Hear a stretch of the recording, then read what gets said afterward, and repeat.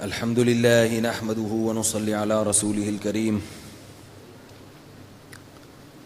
ایک تو یہ اعلان سن لیں کہ جو لوگ لائیو بیان سنتے ہیں انٹرنیٹ پر، ان کے لیے خاص طور پہ کہ کل بیان 15 منٹ پہلے شروع ہوگا، یعنی ابھی شروع ہو رہا ہے نا 10:50 پہ، تو کل شروع ہو جائے گا انشاءاللہ 10:35 سے 40 کے درمیان، 10:35 سے 40 کے درمیان شروع ہو جائے گا۔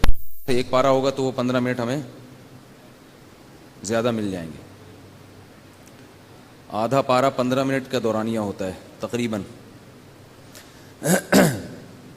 یہ میں بعد میں بھی اعلان کر دوں گا عثمان بھائی، کیونکہ لوگ پھر بعد میں آتے ہیں نا، ان کو نوح علیہ الصلاۃ والسلام کا واقعہ میں کل بیان کر رہا تھا۔ آج بھی سورت میں نوح علیہ السلام کا واقعہ آیا۔ اللہ تعالیٰ نے آدم علیہ السلام کو بھیجا، پھر ادریس علیہ السلام، پھر نوح علیہ السلام، وہ پہلے پیغمبر تھے جو دنیا سے شرک کے خاتمے کے لیے آئے۔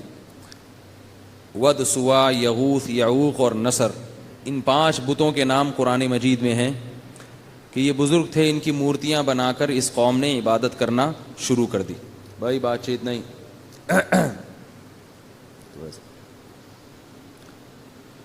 تو نوح علیہ الصلاۃ والسلام نے اپنی قوم کو سمجھایا اور 950 سال سمجھایا ہے، یعنی 9500۔ لیکن قرآن مجید میں ہے کہ ما آمن معہ الا قلیل، بہت تھوڑے لوگ ایمان لائے، بہت تھوڑے لوگ، اور یہ تھوڑے بھی زیادہ تر غریب مسکین لوگ تھے۔ جتنے بھی انبیاء نے دعوت کا کام کیا ہے، ان کی دعوت پر لبیک کہنے والے لوگوں میں غریبوں اور مسکینوں کی تعداد ہمیشہ زیادہ رہی ہے، اور پہل بھی غریبوں اور مسکینوں نے کی ہے، یہ تمام پیغمبروں کی دعوت میں۔ اس سے علماء کہتے ہیں کہ جس دعوت میں غریب اور مسکین لوگ نہ ہوں، یعنی آپ نے دین کا کام شروع کیا اور اس میں غریب لوگ نہیں آ رہے، تو کچھ دال میں کالا کالے کا خطرہ ہے۔ کوئی قاعدہ کلیہ نہیں ہے، لیکن کچھ گڑبڑ ہے، سمجھ رہے ہیں بات کو، کچھ گڑبڑ ہے اس میں۔ تو ذرا استحضار کر لینا چاہیے ایسی تحریک کو، ایسی تنظیم کو اپنے حالات میں، کہ ہم کوئی ایسا تو نہیں کہ شریعت سے ہٹ کے چل رہے ہوں، کیونکہ انبیاء کے ساتھ جب بھی ہوا نا یہ دعوت کا کام، تو غربا اور مساکین زیادہ آئے ہیں۔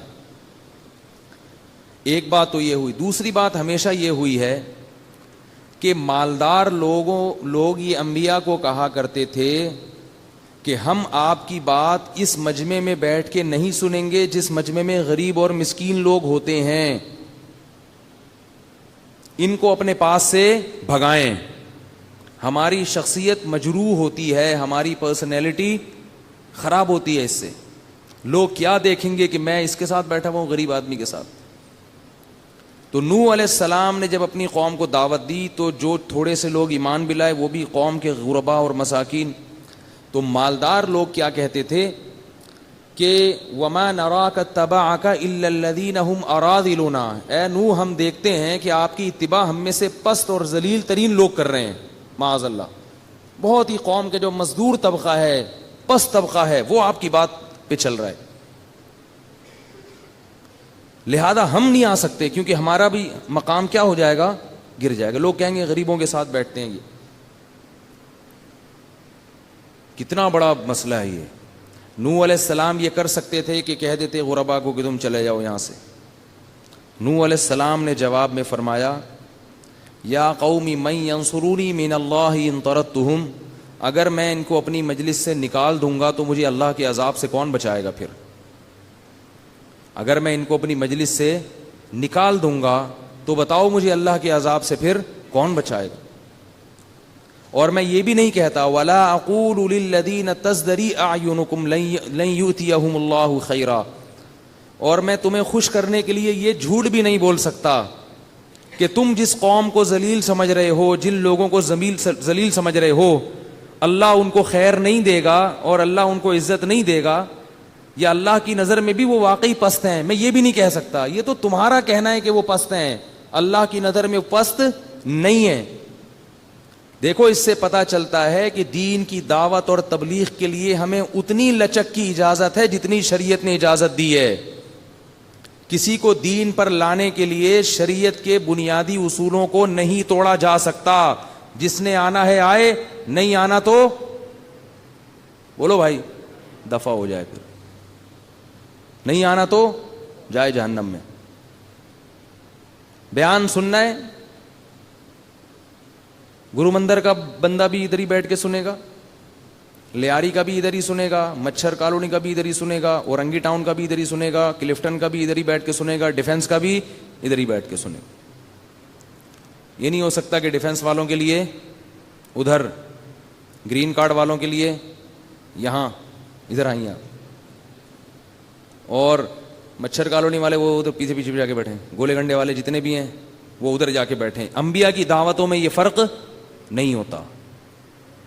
یہ تو دنیا کا ایک نظام ہے, کوئی اونچا ہے کوئی زیادہ ہے. قیامت کے دن سب برابر ہو جائے گا حساب کتاب, دولت مند بھی غریب بھی سب ایک جیسے. قبر میں جا کے دیکھو نا, قبر میں پتہ چلتا ہے کہ جو دفن ہوا ہوا یہ کوئی کرنل تھا, بریگیڈیئر تھا یا چپڑاسی تھا, پتہ چلتا ہے. اندر جا کے سب کیا ہوتے ہیں, برابر. اس کا یہ مطلب نہیں ہے کہ جو عزت دار ہے اس کو عزت نہیں دینی چاہیے. عام معاملات میں نبی صلی اللہ علیہ وسلم نے فرمایا جب کسی سے ملو تو انزل الناس منازلہم, جو جس کیٹیگری کا آدمی ہے اس کو اس سے حساب سے ملو. عزت دار آدمی کو زیادہ عزت دینی پڑے گی, جو کم عزت والے ہیں ان کو تھوڑی بھی عزت دے دو تو وہ خوش ہو جاتے ہیں. تو یہ مطلب نہیں ہے کہ لوگوں کے مراتب میں فرق نہیں کرنا, لیکن جب دین کی عمومی بات ہوگی, عمومی دعوت ہوگی تو اس میں غریب اور مالدار کا فرق نہیں ہوگا. اور غریبوں سے دوستی اس بیس پہ نہیں ختم کی جائے گی کہ میرا اٹھنا بیٹھنا چونکہ گولے گنڈے والوں کے ساتھ ہے تو اگر کوئی آفیسر نے دیکھا تو وہ تو مجھے دیکھ کے بھاگ جائے گا, لہذا اس کو بھگاؤ یہاں سے. یہ بھی ہوتا ہے بعض دفعہ. بعض لوگ اپنا مقام بڑھانے کے لیے اپنے غریب دوستوں سے دوستیاں ختم کر دیتے ہیں کہ یار وہ بندہ آئے گا, وہ دیکھے گا وہ غریب کے ساتھ بیٹھا ہوا ہے, یار یہ تو اس کے ساتھ بیٹھا ہوا ہے, چلو بھگاؤ یہاں سے اس کو. تو نوح علیہ السلام نے کیا فرمایا کہ میں ان غریبوں کو اپنی مجلس سے نکال دوں گا تو مجھے اللہ کے عذاب سے کوئی نہیں بچا سکتا. یہی طعنہ نبی صلی اللہ علیہ وسلم کو بھی دیا گیا. عبداللہ ابن مسعود رضی اللہ تعالیٰ عنہ مسکین صحابی تھے, ابو ہریرہ رضی اللہ تعالیٰ عنہ مسکین صحابی تھے. تو عرب کے سردار یہ کہتے تھے یہ غریب لوگ آپ نے اپنے گرد اکٹھے کیے ہوئے, ان کو بھگاؤ یہاں سے.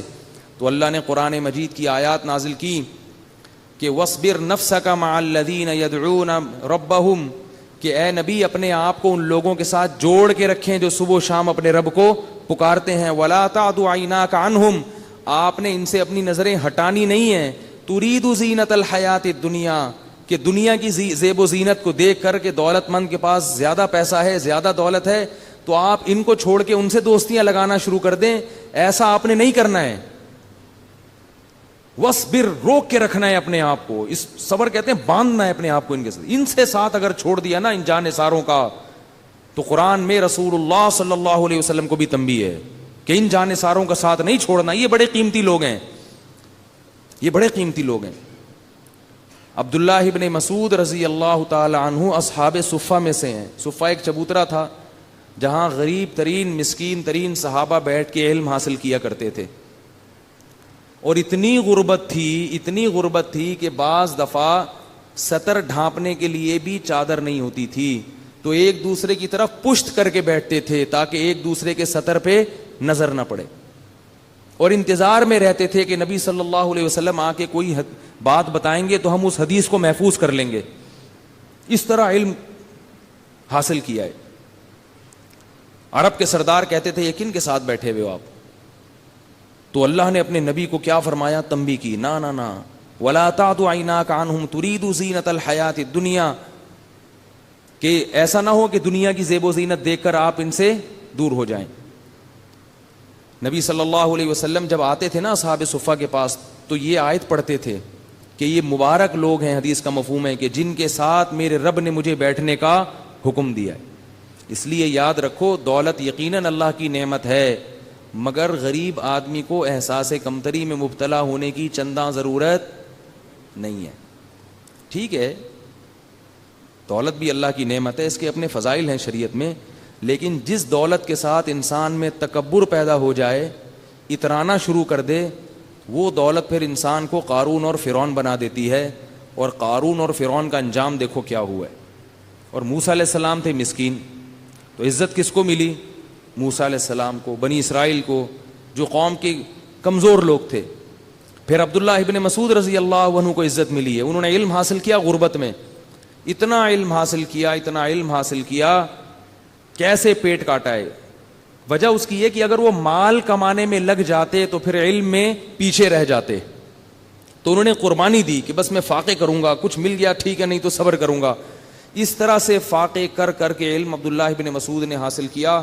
پھر اللہ نے حضرت عبداللہ بن مسعود کو ایسا علمی مقام دیا ہے, حالانکہ اتنے دبلے پتلے تھے اور اتنا چھوٹا قد تھا کہ وہ شلوار جو ہے نا اپنی ٹخنوں سے بس تھوڑی سی اوپر رکھتے تھے, زیادہ اوپر نہیں کرتے تھے. کسی نے پوچھا ایسا کیوں نہیں کرتے, انہوں نے کہا میری پنڈلیاں اتنی باریک ہیں, مجھے شرم آتی ہے وہ دکھاتے ہوئے. اتنی باریک پنڈلیاں تھی, چھوٹا قد تھا, دبلے پتلے, غریب اور مسکین, لیکن علم حاصل کیا نا. علم یہ اللہ کی عادت ہے کہ اللہ نے علماء کو اور طلباء میں اکثریت کو غریب ہی رکھا ہے. یہ بھی عجیب بات آپ کو بتا دوں, حضرت مولانا اشرف علی تھانوی رحمہ اللہ نے یہ بات لکھی ہے کہ 1400 سال سے مولویوں کا طبقہ, علماء کا طبقہ, اصحاب علم کا طبقہ, ان میں سے اکثریت غریب اور مسکین ہی چلی آئی ہے, اور یہی اللہ کی منشا ہے. اس میں کوئی خاص حکمت ہے کہ اکثر علماء غریب ہوتے ہیں, اور طلبہ تو ہوتے ہی بیچارے ایسے فاختہ کے بچے. ہمارے فرمایا کہ مدارس کے طلبہ کو جا کے دیکھو, ایسا لگتا ہے فاختہ کے بچے نہیں ہوتے, مرجھائے ہوئے. کبوتر کے بچے میں تو پھر بھی تھوڑا سا دم ہوتا ہے, ایسے مدرسے کے طلبہ ایسے فاختہ کے بچوں کی طرح لگتے ہیں, غریب ہوتے ہیں. کیونکہ وہ 8 سال جو جوانی کا بہترین حصہ ہے, جو وہ کوئی ڈپلوما کر لیتے یا کوئی اپرینٹسشپ کر لیتے یا کوئی کورس کر کے اپنا کیریئر بنا لیتے, وہ بہترین زندگی کہاں گزار دیتے ہیں؟ مدرسے میں علم حاصل کرنے میں. اور اس علم کے بعد جو ان کو سرٹیفکیٹ ملتا ہے, اس سرٹیفکیٹ سے وہ کہیں چوکیدار بھی نہیں لگ سکتے. سمجھ رہے ہیں نا, کہیں بھی نہیں لگ سکتے. پھر وہ بیچارے امامت کے لیے جگہ تلاش کر رہے ہوتے ہیں. پھر امام لگتے ہیں تو 5000 ان کی تنخواہ ہوتی ہے. 5000 میں اس تنخواہ میں وہ بیوی بھی ہے, ان کے بچے بھی ہیں, رشتہ بھی پھر ایسی کسی غریبن سے ملتا ہے ان کو. امام سن کے رشتہ ہی نہیں ملتا. پھر کوئی بہت ہی غریب لڑکی سے شادی کی, پھر بچے پیدا ہوئے, پھر ان کو توکل سکھانا شروع کر دیا. اماموں کی حالت ہے بتا رہا ہوں.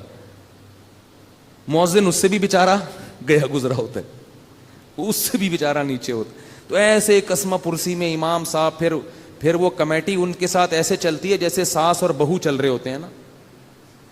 وہ ان کو کھینچ کے رکھتی ہے, آج آدھا منٹ لیٹ ہو گئے, انہیں لیٹرین میں بیٹھ سکتا ہے تسلی سے, ٹھیک ہے نا. نتیجہ کیا نکلتا ہے؟ پھر وہ بیچارہ کھل کے نہ ممبر پہ بات کر سکتا ہے. اس کو ڈر ہوتا ہے کہ اگر میں نے کوئی ایسی بات کر لی کہ کمیٹی والوں دل پہ لے گئے تو میری یہ جو جاب ہے یہ بھی جائے گی. 5,500 6,6 ہزار, بہت زیادہ 10,000 یہ تنخواہیں ہیں اماموں کی. کس قدر ظلم ہے. ایک گورنمنٹ کا ادنا سے ادنا ملازم بھی میرا خیال ہے 18-20 ہزار سے تو شروع ہو رہا ہے وہ, اور 5-10 سال میں کہاں سے کہاں پہنچ جاتی ہے اس کی تنخواہ. یہ حالات ہیں. لیکن صدیوں سے علماء چلتے آ رہے ہیں, اور یہ صرف ہمارے مدارس پیدا کرتے ہیں. یہ ایسے جذبے والے لوگ, ایسے لوگ یونیورسٹیوں میں پیدا نہیں ہوتے. یونیورسٹی میں بھی پڑھایا جاتا ہے, اسلام پڑھایا جاتا ہے, میں یہ نہیں کہہ رہا کہ وہاں غلط کچھ پڑھایا جاتا ہے. یہ قربانی نہیں ہوتی. یہ قربانی کہاں ہوتی ہے؟ صرف مدرسوں میں ہوتی ہے. تبھی وہ اپنے اساتذہ کا احترام کرتے ہیں, کیونکہ قربانی دے کے علم حاصل ہو رہا ہے نا. اساتذہ کے ساتھ بد کلامی نہیں کرتے, بے ادبی نہیں کرتے, ایسے کلپ بنا بنا کے نہیں ڈالتے کہ اپنے اکابر پر کیچڑ اچھالا جا رہا ہو. میں آج دیکھتا ہوں کچھ نوجوان لڑکے ہیں, مسائل بیان کرتے ہیں یوٹیوب پہ. مسائل بیان کرنے کا انداز ایسا ہوتا ہے کہ اپنے ہی باپ دادا کو برا بھلا کہہ رہے ہوتے ہیں جن سے علم حاصل کیا ہے. ایک نوجوان ہے, میں اس کا بیان سن رہا تھا یوٹیوب پہ.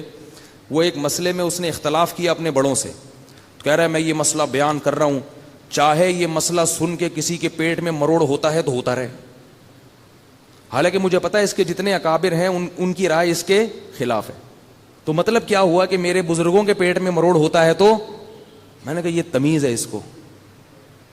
ایسے علم کا کیا کرنا ہے بھائی کہ جس میں بھائی آپ یہ بھی تو کہہ سکتے ہو کہ میں یہ مسئلہ بیان کر رہا ہوں, بلکہ ہونا تو یہ بھی بے ادبی ہے کہ آپ اپنی رائے کو اپنی بزرگوں کی رائے کے خلاف کر کے پیش کریں. اگر رائے ہے اور آپ تحقیق کے اہل ہیں تو پھر آپ یوں کریں کہ بعض حضرات کی یہ تحقیق ہے جو کہ صحیح معلوم ہوتی ہے، ایسے اپنے اساتذہ پہ ایسے کیچڑ اچھال لو، ان کے پیٹ میں مروڑ ہوتا ہے تو ہوتا رہے یہ الفاظ ہیں یار، یہ چیزیں کلپ بن کے جا رہے ہیں. پھر وہ جب اپنے ابا دادا کو نہیں چھوڑا تو وہ جو پرانے لوگ ہیں ان کو کہاں معاف کریں گے.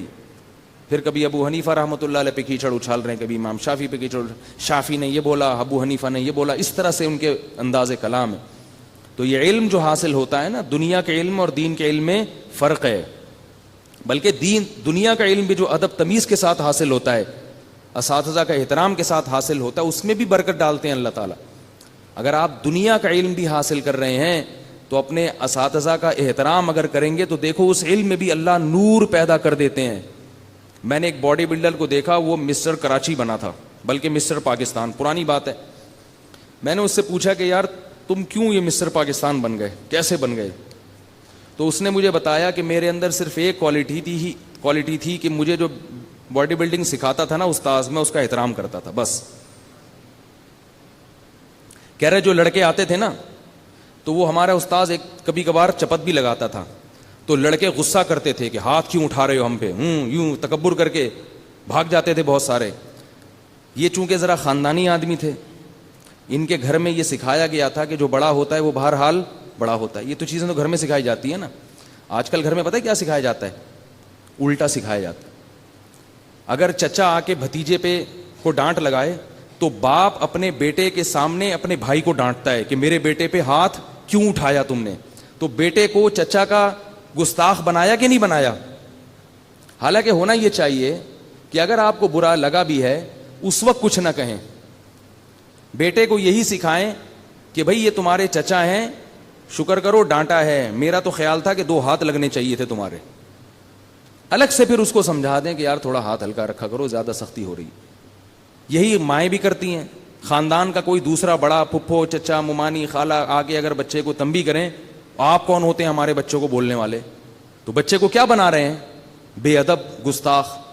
تو جب بچہ چچا ماموں خالہ کا بے ادب بنے گا تو پھر ماں اور باپ کا بھی بنے گا. وہ با ادب بنے گا تو سب کے لیے بنے گا. تو وہ بلڈر کہتے ہیں کہ ابا دادا نے ادب تمیز سکھائی ہوئی تھی. تو کہہ رہے ہیں وہ استاذ کی مار بھی کھا لیتا تھا. میں تو میرے استاذ نے پیش گوئی کی تھی کہ اللہ تجھے اس فیلڈ میں بہت آگے لے کے جائے گا کیونکہ تو بدتمیز نہیں ہے. سمجھ رہے ہیں بات؟ وہ بڑے بڑے کلب میں جا رہے ہیں آج کل، فری ہیں ان کے لیے سب. تو جب دنیا کے معاملے میں ایسی برکت ہوتی ہے تو دین میں تو یہ تو لازمی ہے اپنے بڑوں کا احترام. تو یہ مدارس میں جو ہے نا غربت میں وقت گزارتے ہیں، غربت میں. ہاں بعض علماء بڑے مالدار بھی ہیں لیکن ان کا ریشو، علماء میں دولت کا ریشو کم ہی ہوتا ہے. حکیم الامہ لکھتے ہیں اللہ کی منشا ہی یہی ہے، ٹھیک ہے نا، کیونکہ اللہ نے ہمارے نبی کو کیا بنایا؟ غریب بنایا. تو نبی کے وارثین بھی کیا ہوں گے؟ میں نہیں ہوں غریب کہیں مجھے زکوٰۃ لا کے لفافوں میں دینا شروع کر دیا. اچھا حضرت ہمیں تو پتہ ہی نہیں تھا، ٹھیک ہے نا. میں عمومی مثال دے رہا ہوں. بعض مالدار بھی ہوتے ہیں ہماری طرح، اکثریت کیسی ہوتی ہے؟ وہ غربت ہی ہوتے ہیں. طلبہ میں بھی ایسا ہی ہے. تو رسول اللہ صلی اللہ علیہ وسلم نے عبداللہ بن مسعود رضی اللہ تعالیٰ عنہ کو پڑھایا. پھر عبداللہ بن مسعود کا میں بتا رہا تھا کہ دبلے پتلے سے تھے لیکن علم میں کیا کمال پیدا ہوا ہے. حضرت عمر بن خطاب رضی اللہ تعالیٰ عنہ کے جب دور خلافت تھا تو آپ نے عبداللہ بن مسعود کو کوفہ بھیجا اور لوگوں سے کہا کہ میں ایسی شخصیت کو بھیج رہا ہوں کہ میں تمہیں اپنی ذات پر ترجیح دے رہا ہوں. ان کی ضرورت مجھے تھی مگر میں قربانی دے رہا ہوں تمہارے لیے. اور جب عبداللہ بن مسعود مدینہ آیا کرتے، حضرت عمر استقبال میں کھڑے ہو جاتے اور فرماتے کنیف ملئ علما، چھوٹے سے قد کا آدمی ہے مگر علم سے بھرا ہوا ہے. چھوٹے سے قد کا آدمی ہے مگر علم سے بھرا ہوا ہے. اور یہ جو فقہ حنفی ہے نا، فقہ حنفی، یہ زیادہ تر عبداللہ بن مسعود رضی اللہ تعالیٰ عنہ کے مسائل کو فالو کیا گیا. اس میں زیادہ تر ان کو فالو کیا گیا. عبداللہ بن مسعود رضی اللہ تعالیٰ عنہ کے شاگرد تھے حضرت علقمہ اور اسود. ان کے شاگرد تھے ابراہیم نخعی. یہ جو عبداللہ بن مسعود تھے نا، کوفہ میں بیٹھ کے جب علم پڑھایا کرتے تھے. مدینہ اور کوفہ یہ 2 ایسے مقام تھے اسلامی تاریخ میں کہ اس وقت اس سے زیادہ علمی مرکز اسلامی تاریخ میں کوئی بھی نہیں تھا. کیونکہ مدینہ میں تو نبی صلی اللہ علیہ وسلم کے وہ صحابہ جنہوں نے آپ کی نمازیں دیکھیں اور آپ کی عبادت دیکھی، بالکل آخری دور دیکھا، اور کوفہ میں وہ صحابہ جنہوں نے نبی صلی اللہ علیہ وسلم کے آخری عمل کو دیکھا. حضرت علی رضی اللہ تعالی عنہ اور عبداللہ ابن مسعود انہوں نے کوفہ کو مرکز بنایا تھا, اور حضرت علی کے ساتھ 1400 صحابہ کوفہ میں آ کے آباد ہوئے تھے, جو بڑے بڑے علم کے سمندر تھے, ایسے صحابہ آ کے آباد ہوئے تھے. اس لیے ہمارے پاس جو حدیث آئی ہے وہ بھی کہاں سے آئی ہے؟ کوفہ سے. بخاری اور مسلم کے زیادہ تر راوی کوفہ کے ہیں, مدینہ کے راوی کم ہیں. اور یہ جو ہم قرآن جس قرات پہ پڑھتے ہیں یہ قاری بھی کہاں کے تھے؟ کوفہ کے تھے. اور یہ قرات بھی عبداللہ بن مسعود رضی اللہ عنہ کی قرات مشہور ہوئی ہے دنیا میں, کیونکہ حدیث میں آتا ہے کہ جس نے قرآن سیکھنا ہو عبداللہ بن مسعود سے سیکھے, او کما قال صلی اللہ علیہ وسلم. تو یہ جو کوفہ تھا نا یہ بہت بڑا علم کا مرکز تھا. اس کوفہ میں عبداللہ ابن مسعود رضی اللہ تعالی عنہ جس مسجد میں بیٹھ کے درس قرآن دیا, لوگوں کو حدیث پڑھایا کرتے تھے اور فقہ کے مسائل پڑھایا کرتے تھے, تو اسی مسجد میں ان کے انتقال کے بعد لوگوں نے یا تو حضرت علقمہ کو یا اسود کو, مجھے صحیح طرح یاد نہیں, ان دونوں میں سے کسی کو نائب بنا دیا ان کا. اور ان کے انتقال کے بعد حضرت ابراہیم نخعی کو بنا دیا اسی مسجد میں. ان کے انتقال کے بعد ان کے جانشین بنے حماد الکوفی, اور ان کے بعد امام ابو حنیفہ اسی جگہ پہ بیٹھ کے درس دیا کرتے تھے. اور علامہ ابن تیمیہ رحمۃ اللہ علیہ فرماتے ہیں کہ فتویٰ نویسی میں, یعنی مسائل کا علم میں, فقہی مسائل ہوتے ہیں نا, حلال حرام, جائز ناجائز, اس فن میں جتنی شہرت اللہ نے عبداللہ بن مسعود کے شاگردوں کو دی تھی اتنی شہرت کسی اور کو نہیں ملی ہے.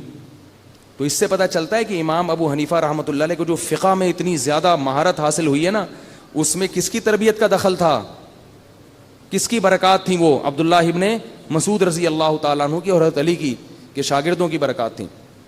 خیر, میں اب اصل بات کی طرف آتا ہوں. تو نوح علیہ الصلاۃ والسلام کی قوم نے کیا کہا کہ ان غریبوں کو اپنی مجلس سے نکالو. نوح علیہ السلام نے کہا یہ نہیں کر سکتا میں. یہاں ایک اور مسئلہ بتا دوں, غریبوں کی بات چل رہی ہے, بہت سارے غریب خوش ہو رہے ہیں ماشاءاللہ, ٹھیک ہے نا, پتہ بھی چل رہا ہے آپ میں سے کون غریب ہے. جو زیادہ مسکرا رہا ہے پتہ چل رہا ہے کہ بھائی اس کو زکوٰۃ دینی چاہیے اب, ٹھیک ہے نا. تو یہاں ایک مسئلہ سن لیں کہ رسول اللہ صلی اللہ علیہ وسلم نے فرمایا بدترین ولیمہ وہ ہے جس میں صرف مالداروں کو بلایا جائے اور غریبوں کو نہ بلایا جائے. اس کا مطلب یہ ہے کہ آپ کے دوستوں میں, یعنی کہ سارے غریبوں کو بلا لیں جو دن سے دوستی بھی نہیں ہے, وہ تو اپنے ساتھ مزید طفیلی اور 3 4 اور لے کر آئیں گے نا. وہ طفیلی والا تو سنا ہے نا واقعہ آپ نے, نئے لوگ ہیں, تھوڑا سا سنانے دیں یار, تراویح کے بعد لوگ تھکے ہوئے بھی بہت ہوتے ہیں نا, تو تھوڑا سا چٹکلا سنانے دیں. ایک آدمی کی کسی نے دعوت کی, تو وہ جا رہا تھا دعوت پہ, تو اتنے میں ایک اور اس کا دوست مل گیا.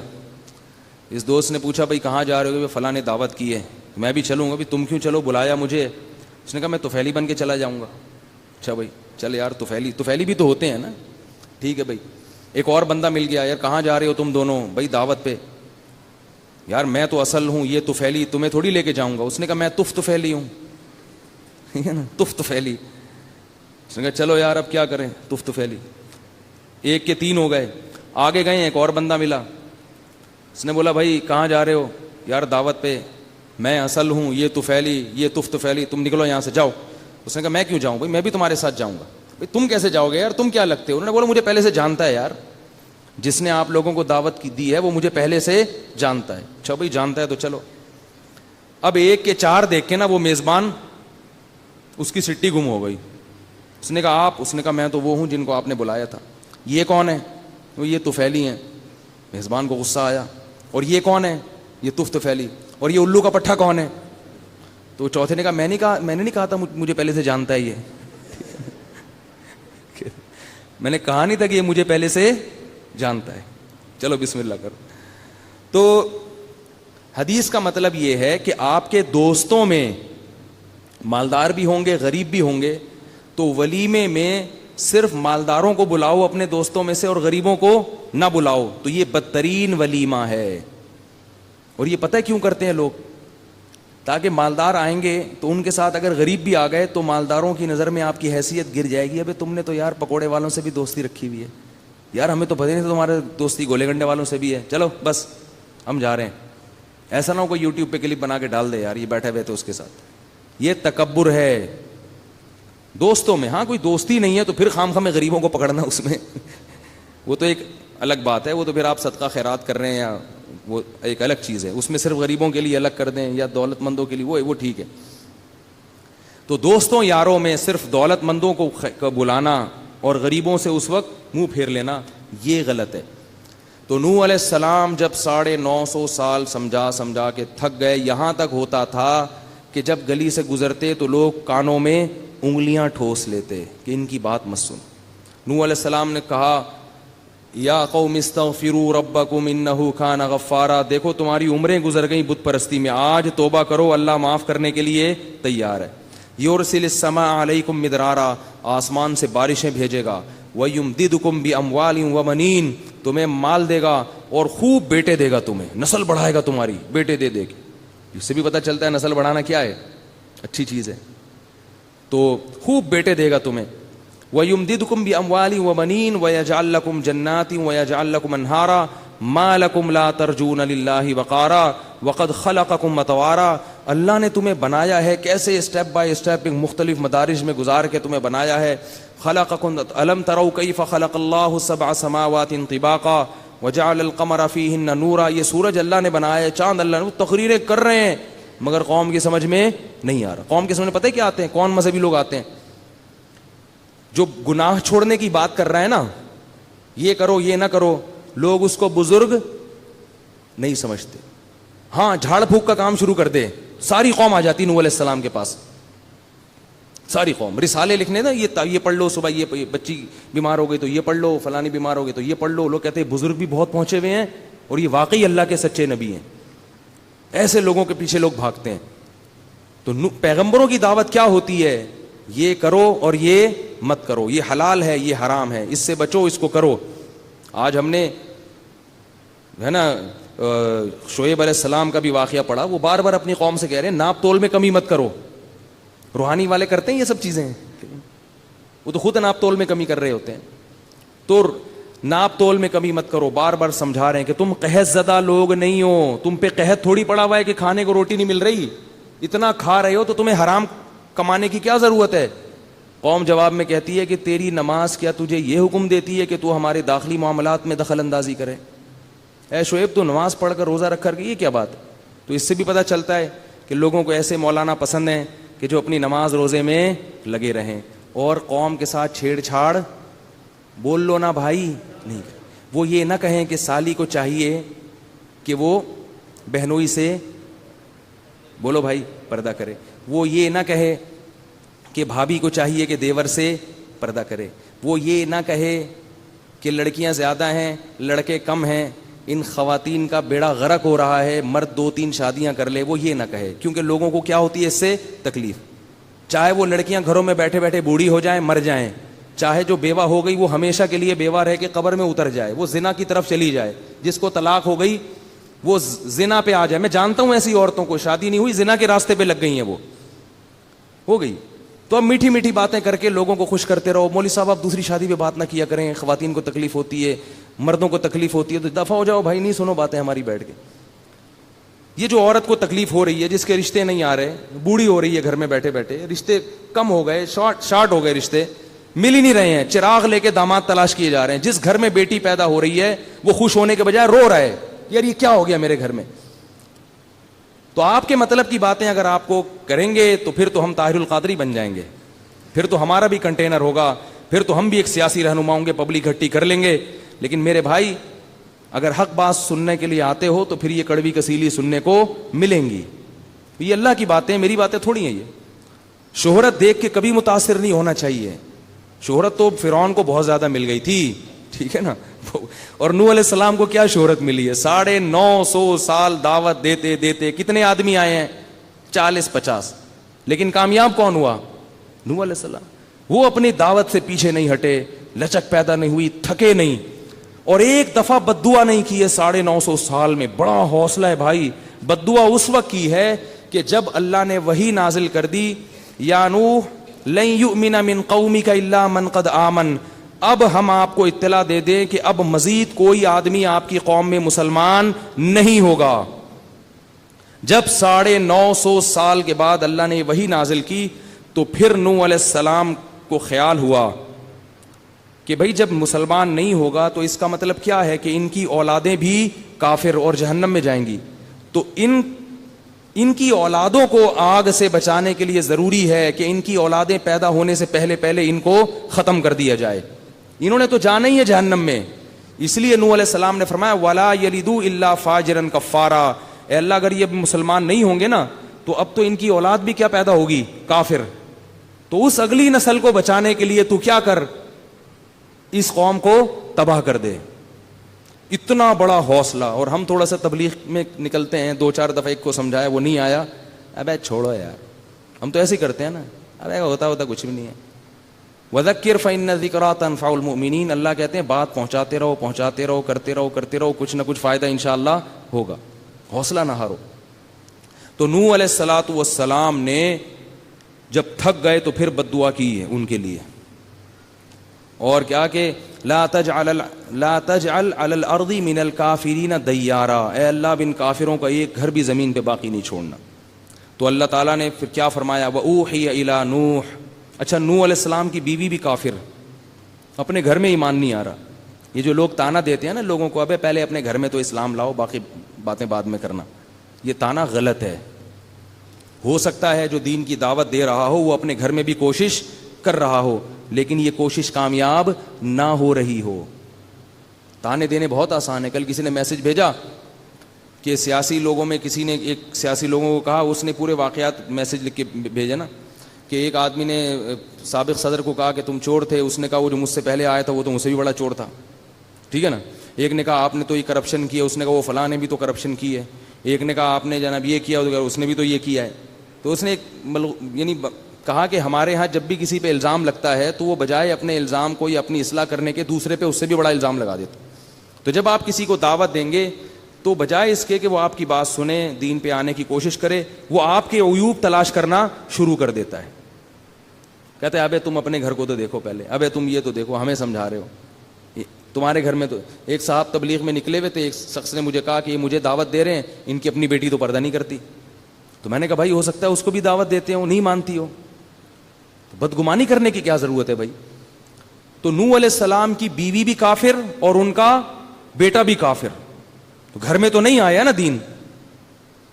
اب یہ تھوڑی کہہ سکتے ہیں کہ بیوی کی تربیت کی کوشش نہیں کی ہوگی انہوں نے، یا اولاد کی تربیت کی کوشش نہیں کی ہوگی.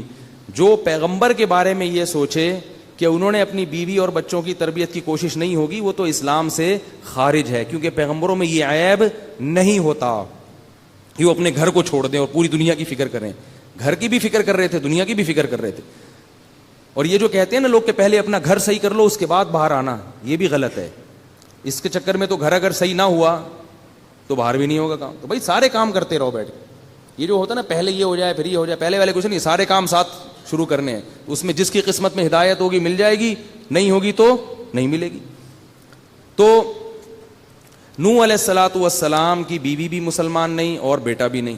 تو اللہ تعالیٰ فرماتے ہیں ہم نے پھر جب نوح علیہ السلام نے بد دعا کی ہے تو ہم نے نوح علیہ السلام کو وحی کی کہ وَاصْنَعِ الْفُلْكَ بِأَعْيُنِنَا وَوَحْيِنَا. اے نوح اب ہم آپ کو سکھائیں گے کشتی بنانا. آپ کشتی بنانا شروع کر دیں. بہت بڑی کشتی تیار کرنا شروع کر دی اور سارے ایمان والے ان کے ساتھ مل گئے.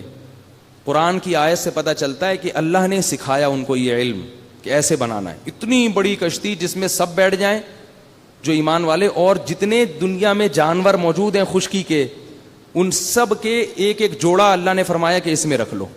یہ جتنے آج جانور دنیا میں ہمیں ملتے ہیں نا خشکی کے، یہ سارے نوح علیہ السلام کی کشتی میں سوار ہوئے ہوئے ہیں سوائے فارمی مرغی کے.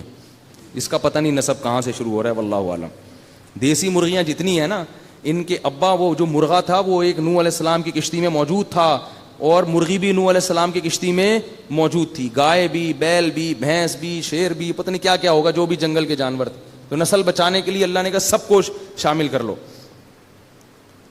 اور پھر قرآن کہتا ہے کلما مر علیہ ملأ من قومہ سخروا من. جب بھی لوگ گزرتے تو مذاق اڑاتے کہ نہ کوئی سمندر ہے نہ کہیں دریا ہے، اور تیار کیا ہو رہا ہے؟ کشتی. تو نوح علیہ السلام اور ایمان والے کہتے ان تسخروا منا فإنا نسخر منکم کما تسخرون. آج تم ہمارا مذاق اڑا رہے ہو، ان قریب ہم کل تمہارا مذاق اڑائیں گے کہ تم نے ایک پیغمبر کی قدر نہیں کی اور ان کی باتوں کو تم نے جھٹلایا، ان کی دعوت پر تم نے لبیک نہیں کہا، کہ تم بدبخت ہو۔ اللہ فرماتے ہیں حتی اذا جاء امرنا، جب ہمارا حکم آ گیا، فارت تنور، زمین میں جتنے سوراخ تھے نا ان سے پانی ابلنا شروع ہو گیا۔ یہ واحد طوفان تھا جو پوری دنیا میں آیا ہے، واحد طوفان تھا جو پوری دنیا میں تباہی ہوئی ہے، اور کسی ایک انسان کو بھی اللہ نے زندہ نہیں چھوڑا تھا، واحد۔ اس کے بعد ایسا عذاب پوری دنیا پہ کبھی بھی نہیں آیا۔ فرمایا حتی اذا جاء امرنا فارت النور قل نحمل فیہا من کل زوجین اثنین، کہ جوڑے رکھ لیں اس میں، اور فرمایا کہ پھر آسمان سے ہم نے پانی کے جو دروازے تھے وہ کیا کر دیے، کھول دیے۔ اتنا بے تحاشا پانی آسمان سے برسا اور زمین سے ابلنا شروع ہوا کہ آہستہ آہستہ وہ کشتی پانی کے اندر بلند ہونا شروع ہو گئی۔ اور یہ بدبخت کافر ابھی بھی یہ سمجھ رہے تھے کہ یہ نارمل بارش ہے اور یہ تھوڑی دیر میں تھم جائے گی۔ اللہ فرماتے ہیں جب وہ کشتی پانی میں تیرنے لگی ہے تو نوح علیہ السلام نے اپنے بیٹے کو پکارا، وقال نوح ابنہ وکان فی معزل، ایک کنارے پہ کھڑا ہوا تھا، یا بنی ارکب معنا، اے میرے پیارے بچے، بنیا کہتے ہیں پیارے، اب آ جا میری کشتی میں سوار ہو جا۔ ساری نشانیاں بھی دیکھتا ہے نا انسان، جب عقل اندھی ہوتی ہے تو شہوت کے پیچھے بھاگتا ہے، وہ خواہش کے پیچھے بھاگتا ہے، کچھ نظر نہیں آتا اس کو۔ اے میرے بیٹے اب بھی موقع ہے، آ جا میرے ساتھ کشتی میں۔ تو اس نے کہا سآوی الی جبل، اے ابا میں اس پہاڑ کی چوٹی پہ چڑھ جاؤں گا، یعصمنی من الماء، یہ مجھے پانی سے بچا لے گا۔ حضرت نوح پہ کیا گزر رہی ہوگی اس وقت، کیا حالت ہوگی نوح علیہ السلام۔ انسان کو اپنی اولاد سے کتنی محبت ہوتی ہے، وہ یہ بھی دیکھ رہے ہیں کہ یہ ڈوبنے والا ہے، اور یہ بھی دیکھ رہے ہیں کہ جہنم کی آگ میں داخل ہونے والا ہے۔ کیا جذبات ہوں گے نوح علیہ السلام کے اس وقت۔ فرمایا کہ لا عاصم اليوم من امر اللہ الا من رحم، اے میرے بیٹے آج اللہ کے عذاب سے کوئی نہیں بچا سکتا سوائے اس پر وہ جس پر اللہ رحم کرے۔ لیکن بیٹے کی سمجھ میں نہیں آیا۔ قرآن کہہ رہا ہے وحال بینہم الموج، ایک بہت بڑی لہر آئی ہے، فکان من المغرقین، اور ان کے بیٹے کو اس نے غرق کر دیا۔ اللہ فرماتے ہیں پھر آسمان جب جو ہے نا وہ کشتی پانی کے اندر تیرنے لگی ہے اور سارے انسانوں کو اللہ نے ہلاک کر دیا، تو اللہ فرماتے ہیں وقیل یا ارض ابلعی ماءک، اے زمین اپنے پانی کو نگل جا۔ یہ نگلنے کا لفظ استعمال کیا، جذب کرنے کا نہیں، کیونکہ اتنا پانی اکٹھا ہو چکا تھا کہ اگر وہ نارمل کنڈیشن میں جذب ہونا شروع ہوتا تو مہینے لگ جاتے، اس میں سال لگ جاتے۔ تو اللہ فرماتے ہم نے کہا نگلنا شروع کر، جیسے سک کرنا کہتے ہیں نا، اس کو کھینچ لے زمین اس پانی کو۔ وَيَا سَمَاءُ أَقْلِعِي، یہ بھی قرآن کی بلاغت ہے، اے آسمان اس پانی کو اکھاڑ دے، کیونکہ اتنا پانی برس رہا تھا کہ ایسا لگتا تھا یہ پانی آسمان سے چپکا ہوا ہے، گویا اس کو ہٹانا پڑے گا، اکھاڑنا پڑے گا، یہ بلاغت ہے قرآن کی۔ وَيَا سَمَاءُ أَقْلِعِي، اے آسمان اس پانی سے اپنا تعلق ختم کر دے، تھم جا، رک جا، اور اے زمین اس پانی کو نگل لے۔ اللہ فرماتے ہیں وغیض الماء وقضی الامر، اللہ فرماتے ہیں ہم نے فیصلہ مکمل کر دیا، جس قوم کو تباہ کرنی تھی اس کو کر دیا۔ وقضی الامر واستوت علی الجودی، اور وہ جب پانی آہستہ آہستہ کم ہوا ہے تو کشتی ایک جودی پہاڑ پہ جا کے ٹھہر گئی۔ اس وقت نوح علیہ السلام نے اللہ سے دعا مانگی، اے اللہ میرا بیٹا میرے اہل و عیال میں تھا، تو نے وعدہ کیا تھا کہ میرے اہل و عیال کو تباہ نہیں کرے گا۔ اللہ تعالیٰ نے نوح علیہ السلام کو تنبیہ کی اور فرمایا کہ یا نوح انہ لیس من اہلک، وہ تیرے اہل و عیال میں داخل نہیں ہے، انہ عمل غیر صالح، اس کا عمل ٹھیک نہیں تھا، فلا تسألنی ما لیس لک بہ علم، اے نوح مجھ سے ایسا سوال مت کر جس کا تجھے علم نہیں ہے۔ حضرت نوح علیہ السلام نے فوراً اللہ سے توبہ استغفار کی، اور اللہ تعالیٰ فرماتے ہیں قیل یا نوح اہبط بسلام منا وبرکات، اب پوری دنیا سے کفر کا کیا ہو گیا تھا، خاتمہ۔ بڑا اللہ کا ایک نام ہے حلیم، حلیم کہتے ہیں انتہائی برداشت کرنے والا۔ کتنا برداشت کیا اللہ نے، 950 سال کم ہوتے ہیں، 1000 سال تک برداشت کیا، پھر بھی اللہ کھلاتے رہے کھلاتے رہے کھلاتے رہے کھلاتے رہے، کتنا برداشت کیا۔ پھر اللہ نے اس قوم کو کیا کر دیا، تباہ۔ ہمیں بھی اللہ کھلاتا رہتا ہے کھلاتا رہتا ہے، ہم نماز پڑھتے ہیں، نہ ہم رمضان کا خیال رکھتے ہیں، نہ ہم شریعت کی اطاعت کرتے ہیں، نہ ہماری عورتیں پردہ کرتی ہیں. اللہ کیا کرتے ہیں؟ برداشت، کہ موت تک مہلت دو مہلت دو. یہ ہے حلم، اس کو کہتے ہیں برداشت، بردباری. تو اللہ فرماتے ہیں قیل یا نوح، پھر ہم نے کہا اے نوح اہبط بسلام، اب زمین پہ اتر جاؤ سلامتی کے ساتھ، وبرکات، اور برکتوں کے ساتھ. کیونکہ اب زمین پر نہ کفر ہے نہ اللہ کی نافرمانی ہے، اور جب زمین پر نہ کفر ہو نہ اللہ کی نافرمانی ہو تو قرآن سے بھی ثابت ہے، حدیث سے بھی ثابت ہے کہ زمین اپنی برکتیں کھول دیتی ہے. فرمایا آپ پر بھی اور آپ کے ساتھ جو لوگ ہیں ان پر اللہ کی طرف سے کیا نازل ہوں گی؟ برکتیں. اور پھر اللہ نے جو نسل چلائی ہے وہ صرف نوح علیہ السلام کی چلائی ہے. نوح علیہ السلام کے 3 بیٹے کشتی میں سوار تھے، جن کا تاریخی کتابوں میں نام آتا ہے حام، سام اور یافث. یہ جو آج ہم جتنے لوگ یہاں بیٹھے ہوئے ہیں نا، یہ اسی کشتی میں سوار لوگوں کی کیا ہیں؟ نسل ہیں. ہم وہ خوش قسمت ہیں کہ جن کے باپ دادا نوح علیہ السلام پر وہ 40 لوگوں میں ہیں، لاکھوں میں سے وہ 40 لوگوں کی اولاد میں ہیں ہم، جن کے تبھی اللہ نے ہمیں پتہ ہے سورہ بنی اسرائیل میں کیا خطاب کیا؟ ذریۃ من حملنا مع نوح، اے ان لوگوں کی اولادوں جن کو میں نے نوح کے ساتھ کشتی میں سوار کیا تھا. اللہ نے ہم سے ایسے خطاب کیا ہے، ان لوگوں کی اولادوں، یعنی ان لوگوں کا مطلب نوح علیہ السلام کے جو 3 بیٹے تھے، اے ان کی اولادوں جن کو میں نے کشتی میں سوار کیا تھا نوح کے ساتھ. انہ کان عبدا شکورا، دیکھو نوح اللہ کا شکر گزار بندہ تھا تبھی کشتی میں سوار ہوا. اب تم اس راستے سے ہٹ مت جانا. ہمیں جو زندگی ملی ہے، نسل ملی ہے، یہ نوح علیہ السلام اور ان کے ساتھ جو ان کے بیٹے ایمان لائے تھے ان کے ایمان کی برکت سے ملی ہے ہمیں. اگر وہ بھی کافر ہوتے تو ہم پیدا نہیں ہوتے. تو اللہ فرماتے ہیں جیسے ان کو میں نے بچایا نا، اب تم اس راستے سے ہٹ کے نوح علیہ السلام کی جو مخالف قوم تھی، جو ان کی بات نہیں مان رہی تھی، ان کے راستے پہ نہ چل جانا. تو تمہارے باپ شکر گزار تھے. تو میں نے بتایا تھا نا آدم علیہ السلام سے ہمیں کیا سبق ملتا ہے. تو دوسرے باپ ہمارے کون سے ہیں آدم علیہ السلام کے بعد؟ دونوں باپ ہمارے بڑے اچھے. کیا خیال ہے بھائی؟ جہاں ہم سب جا کے مل جاتے ہیں. باقی جو ابا ہیں وہ میرے ہوں گے، آپ کے نہیں ہوں گے، آپ کے ہوں گے میرے نہیں ہوں گے، ان کے ہوں گے اس کے نہیں ہوں گے. یہ 2 ابا ایسے ہیں جو میرے بھی ہیں اور آپ کے بھی ہیں. آدم علیہ السلام اور کون سے؟ اور نوح علیہ السلام. یہ ہم سب کے ابا ہیں. اور یہ دونوں کی خصوصیات ہمارے اندر آنی چاہیے اور ہمیں اس کا تانا ملنا چاہیے کہ اگر ہم کوئی غلط کام کریں تو لوگ ہمیں تانا دیں کہ تمہارا باپ ایسا نہیں تھا، تمہیں کشتی میں اس نے اس وجہ سے تھوڑی سوار کیا تھا. کیا خیال ہے بھائی؟ وہ تو کشتی میں اس کو جو نجات ملی تھی وہ تو اس لیے کہ شکر گزار لوگ تھے. تو تم بھی انہی کے راستے پہ چلو. تو یہ اس میں اور بھی ہمیں اسباق ملتے ہیں، انشاءاللہ پھر میں کل بیان کروں گا، وقت کافی لمبا ہو گیا ہے. تو خلاصہ پورے قرآن کا یہی ہے بھائی، مرد بھی اللہ کی نافرمانی چھوڑیں اور عورتیں بھی. جس کام کو اللہ نے بول دیا غلط تو بس اس کے پیچھے نہ جاؤ، اور جس کام کو کہہ دیا کہ کرنا ہے تو اس کام کو لازمی کرنا ہے، اور جہاں کوتاہی ہو جائے توبہ کر لے انسان. تو یہ پورے قرآن کا خلاصہ ہے. اللہ تعالیٰ سمجھنے کی عمل کی توفیق عطا فرمائے. کل بیان جو شروع ہوگا وہ کب ہوگا؟ 10:35 یا 30-35-40 کے درمیان شروع ہوگا. یعنی آج جتنے بجے شروع ہے اس سے 15 منٹ پہلے شروع ہوگا.